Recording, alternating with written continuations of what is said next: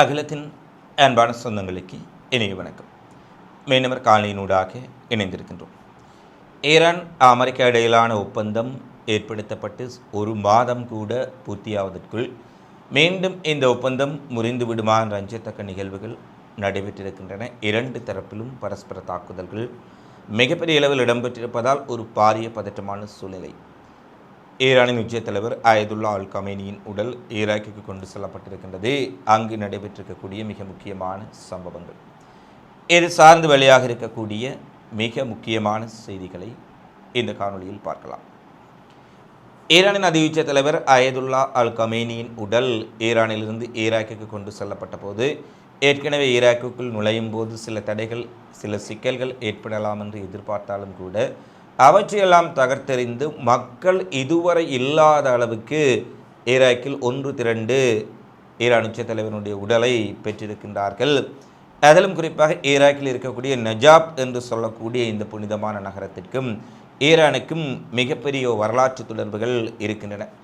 இந்த அயதுல்லா அல் கமேனியினுடைய காலத்தில் கூட இந்த நஜாப் நகருக்கும் ஈரான் மக்களுக்கும் இடையில் மிகப்பெரிய ஒரு வரலாற்று ரீதியிலான ஒரு இறுக்கமான பிணைப்புகள் காணப்பட்டிருப்பதை பல செய்திகளில் பார்க்கலாம்.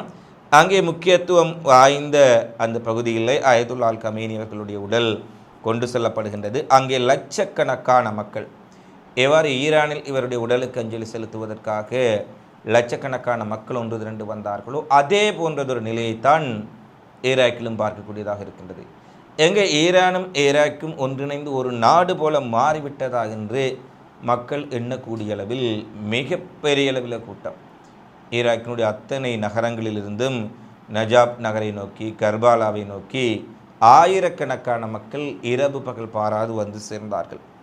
இறுதி மரியாதை செலுத்தி கொண்டிருந்த பல மக்கள் அங்கு கண்ணீர் விட்டு அயதுல்லா அல் கமேனிக்கு அழக்கூடிய காட்சிகளையும் பார்க்கக்கூடியதாக இருக்கின்றது.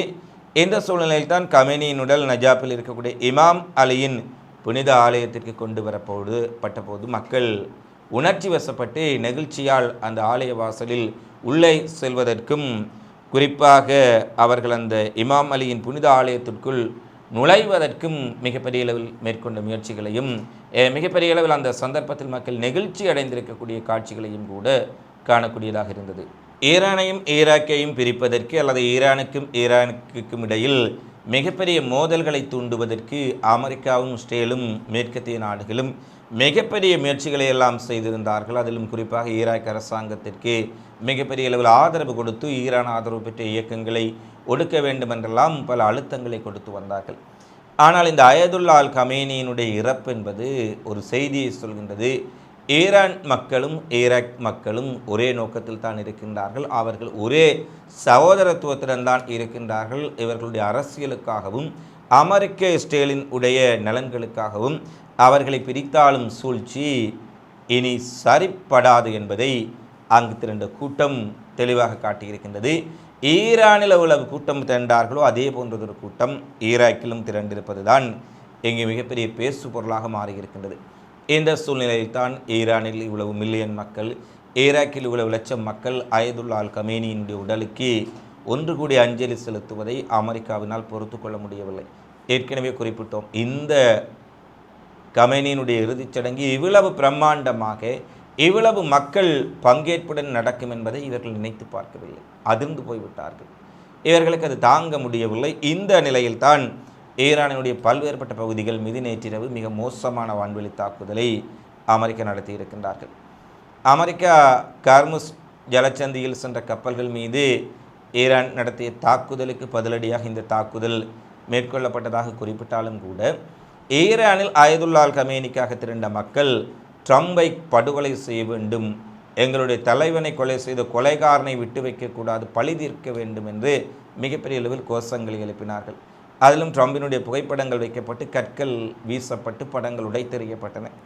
இப்படியான ஒரு சூழ்நிலையில் தான் மக்களுடைய எழுச்சியை, மக்களுடைய நெகிழ்ச்சியை பொறுத்து கொள்ள முடியாத ட்ரம்ப் இந்த கார்முஸ் நீரிணை சிக்கலை காரணம் காட்டி மிகப்பெரிய அளவிலான தாக்குதலை ஈரானுக்குள் நடத்தி இருக்கின்றார். ஏனெனில் கார்முஸ் நீரிணையில் ஈரான் ஏற்கனவே செல்வதற்கு அனுமதி அளித்திருக்கின்றார்கள். ஆனால் ஈரான் கூறிய வழித்தடத்தை மீறி சென்றவர்கள் மீது அவர்கள் தாக்குதல் நடத்தி இருக்கின்றார்கள். எனவே அவர்கள் கார்முஸை மூடினாலோ அல்லது கார்முஸ் நீரிணையூடாக கப்பல் செல்வதற்கு அனுமதி வழங்க மறுத்திருந்தாலோ தாக்குதல் நடத்துவதில் ஒரு நியாயம் இருந்திருக்கும். ஆனால் தங்கள் சொல்லாத பாதையில் சென்ற கப்பல்களை 3 கப்பல்களை மட்டும் தாக்கி இருக்கின்றார்கள். இதற்கு பதிலடி என கூறி பந்தரபாஸ் துறைமுகம் மீது முதலில் அமெரிக்கா நடத்திய தாக்குதலில் ஒரு மிகப்பெரிய துறைமுகம் தென்பகுதியில் இருக்கக்கூடிய இந்த ஈரானின் துறைமுகத்தில் நடத்தப்பட்ட தாக்குதலில் ஈரான் IRGCயின் உடைய கடற்படை கப்பல்கள் தாக்குதல் கப்பல்களை தாங்கள் தகர்த்ததாக அமெரிக்கா குறிப்பிட்டார்கள். அதேபோல் கார்முஸ் நீரிணை சுற்றி இருக்கக்கூடிய ஈரானுடைய ட்ரோன் தளங்கள், ஏவுகணை தளங்கள், ட்ராடார் நிலையங்கள், கண்காணிப்பு மையங்கள் மிகப்பெரிய அளவில் விமான தாக்குதலுக்குள்ளான செய்தி வெளியாக இருக்கின்றது. இரண்டாவது தாக்குதல் கேசம் தீவு, கார்முஸ் நீரிணைக்கு பக்கத்தில் இருக்கக்கூடிய ஒரு மிகப்பெரிய தீவு. ஈரானின் மூலோபாய முக்கியத்துவம் வாய்ந்த ஏற்றுமதி இறக்குமதியில் பங்காற்றக்கூடிய தீவு. இங்கேயும் இந்த கடற்கரையை இலக்கி வைத்து ஒரு மிகப்பெரிய தாக்குதல் நடத்தப்பட்டது. இந்த சூழ்நிலையில் இந்த தாக்குதல்கள் ஈரானினுடைய கடற்படை, IRGCயினுடைய ட்ரோன் கிடங்குகள், IRGCயினுடைய ஏவுகணை தளங்கள் என்பவற்றை இலக்கு வைத்து மிக பெரிய அளவில் தாங்கள் சுக்குநூறாக்கி விட்டோம் என அமெரிக்கா தெரிவித்தாலும் கூட மீனவ கிராமங்களையும் மீன்பிடி படகுகளையும் மீனவ மக்களுடைய துறைமுகங்களையும் இலக்கு வைத்தே இவர்கள் தாக்கி அளித்திருக்கின்றார்கள். இதில் 20க்கும் மேற்பட்ட மீனவர்கள் காயமடைந்திருக்கின்றார்கள். மீனவர்களுடைய 6 படகுகள் அமெரிக்காவினுடைய கொடூர தாக்குதலில் அளிக்கப்பட்டிருக்கின்றது என்ற செய்தியை ஈரான் வெளியிட்டிருக்கின்றார்கள். அது மட்டுமல்ல, அமெரிக்க அதிபர் டொனால்ட் ட்ரம்ப் இன்னொரு விடயத்தை குறிப்பிட்டார். ஈரானுடனான ஒப்பந்தம் முறிந்துவிட்டது. அமெரிக்கா மீண்டும் ஈரான் மீது கடற்படை முற்றுகையை விதிக்க உள்ளார்கள்.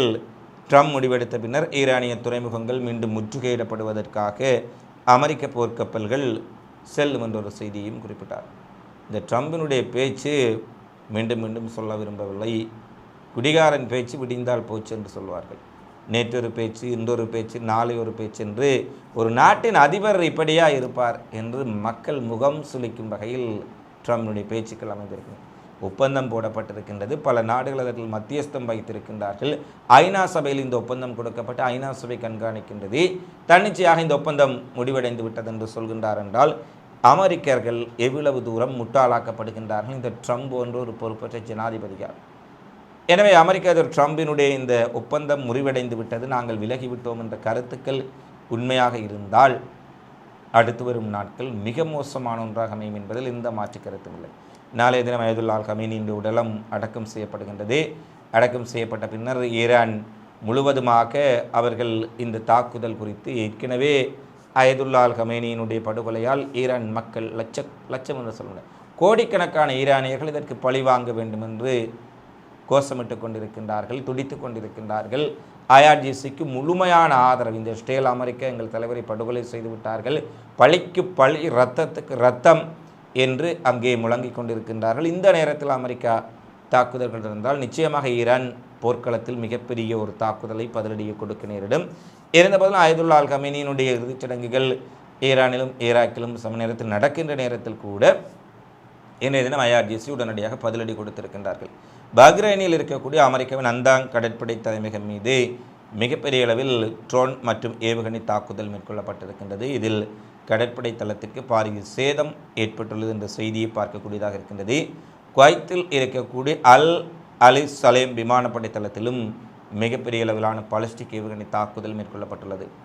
இந்த குவைத்தில் இருக்கக்கூடிய அலி அல் சலேம் விமானப்படை தளத்தில் மேற்கொள்ளப்பட்ட தாக்குதலை தாம் முறியடித்து விட்டோம் என குவைத் அரசும் அங்கே இருக்கக்கூடிய அமெரிக்க விமானப்படையும் தெரிவித்தாலும் கூட குவைத்தினுடைய உள்ளூர் ஊடகங்கள் வெளியிட்ட செய்திகளின்படி அங்கு மிகப்பெரிய அளவில் குண்டு சத்தங்களும் வெடிப்பு சத்தங்களும் தீப்புழம்புகளையும் பார்க்கக்கூடியதாக இருந்தது என்ற செய்தியை அவர்கள் குறிப்பிட்டிருக்கின்றார்கள். எனவே குவைத் பஹ்ரைனில் இருக்கக்கூடிய தளங்களின் மீது மிகப்பெரிய அளவில் தாக்குதல் மேற்கொள்ளப்பட்டுள்ளதை தற்போது பார்க்கக்கூடியதாக இருக்கின்றது. இந்த தாக்குதல்கள் காரணமாக அமெரிக்கா மீது ஈரான் மிகப்பெரிய பதிலடி கொடுப்பதற்கு தயாராக இருப்பதை பார்க்கலாம். அதேபோல் இஸ்பஹான் மற்றும் புஷேர் வான்பரப்பில் பறந்த அமெரிக்காவின் 2 MQ-9 ட்ரீப்பர் உளவு விமானங்களை தாங்கள் சுட்டு வீழ்த்தி இருப்பதாக IRGC அறிவித்திருக்கின்றார்கள்.